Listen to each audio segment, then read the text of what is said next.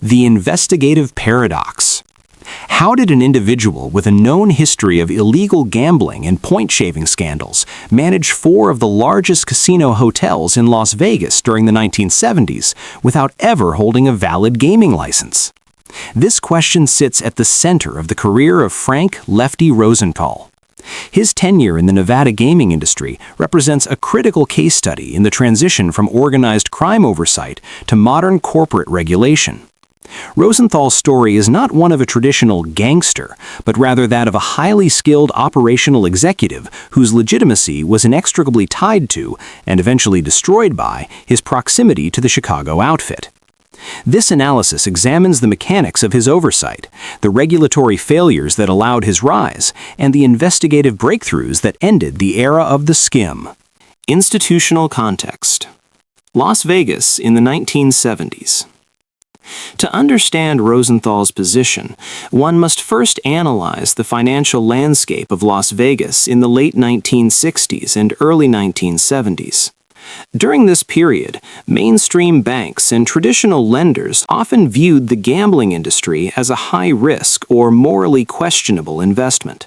This created a vacuum filled by the International Brotherhood of Teamsters Central States Pension Fund. Through these pension fund loans, organized crime syndicates, primarily the Chicago outfit, financed the acquisition of major properties. In 1974, a company called Argent Corporation, owned by Alan Glick, purchased the Stardust, Fremont, Hacienda, and Marina casinos. While Glick was the owner on paper, the Chicago outfit required a man on the ground to ensure their interests were protected. They selected Frank Rosenthal. Rosenthal was a professional gambler and oddsmaker from Chicago. His expertise was not in violence, but in the mathematics of probability and the minutiae of casino floor management. He was assigned the role of executive consultant, a title designed to circumvent the licensing requirements of the Nevada Gaming Control Board.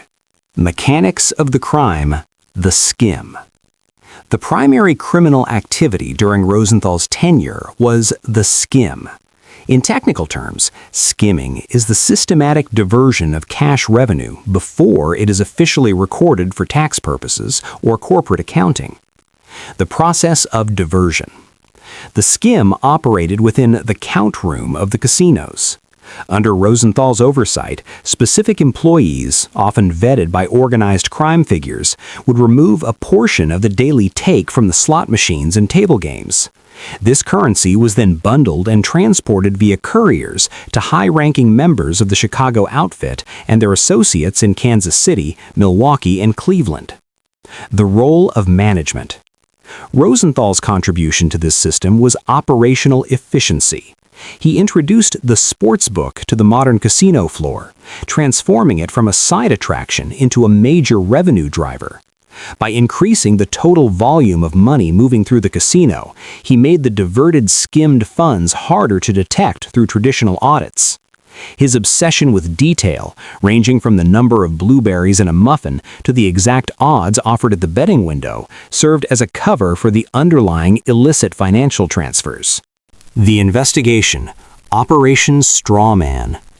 The downfall of the Argent Corporation's clandestine structure was the result of a multi-agency federal investigation known as Operation Strawman. The federal approach. The Federal Bureau of Investigation, FBI, did not initially target the Las Vegas casinos directly. Instead, they used wiretaps in Kansas City to investigate local mob figures. Through these wiretaps, agents intercepted conversations detailing the distribution of skimmed money from Las Vegas. This provided the probable cause needed to expand the investigation into the Nevada gaming industry. The role of state regulation.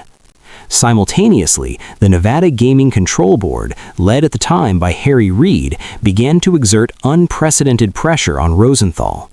The state's strategy was focused on licensing. They argued that regardless of his title as a consultant, Rosenthal was exercising the authority of an executive. Under Nevada law, any individual exercising significant influence over a gaming operation must be licensed. Mistakes and turning points. A significant mistake made by the criminal syndicate was the visibility of Anthony Spilatro, the outfit's enforcer in Las Vegas. While Rosenthal attempted to maintain a professional corporate image, Spilatro's high-profile criminal activities, including jewelry heists and violent intimidation, created constant heat from law enforcement.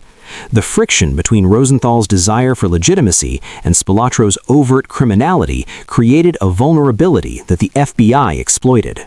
Operational analysis, the executive figure. Rosenthal functioned as a bridge between two incompatible worlds, the precision of professional management and the volatility of organized crime. Management style. Rosenthal was an innovator. He was the first to implement female blackjack dealers in major casinos, which increased player retention. He also utilized data-driven approaches to betting lines that are still used in the industry today. He viewed the casino as a machine that required constant calibration. Exposure and failure. What exposed Rosenthal was his ego. Unlike previous mob associates who stayed in the shadows, Rosenthal hosted a weekly television variety show from the Stardust. He sought public recognition and challenged the Gaming Commission in open hearings. This public profile made it politically impossible for regulators to ignore his lack of a license. His control eventually failed because his backers in Chicago viewed him as a liability once he became a target of the state. In the organized crime hierarchy, an associate is only valuable as long as they provide a quiet, steady stream of income. Rosenthal's legal battles and public feuds with regulators brought too much light to the shadow operation. Legal outcome and the Black Book. The legal resolution of the Rosenthal case was a landmark in gaming law. 1. The licensing rejection. In 1976, the Nevada Gaming Commission officially denied Rosenthal a gaming license, citing his past associations and his 1961 conviction for bribing a college basketball player. 2. The Black Book. In 1988, Rosenthal was officially placed in Nevada's List of Excluded Persons, commonly known as the Black Book. This effectively banned him from entering any casino in the state for the rest of his life. 3. Operation Strawman results. The federal investigation led to the 1980s convictions of several high-ranking mob figures from Chicago, Kansas City, and Milwaukee. While Rosenthal himself was never convicted of the Skim, the testimony and evidence gathered during this period dismantled the infrastructure he managed. 4. Assassination attempt.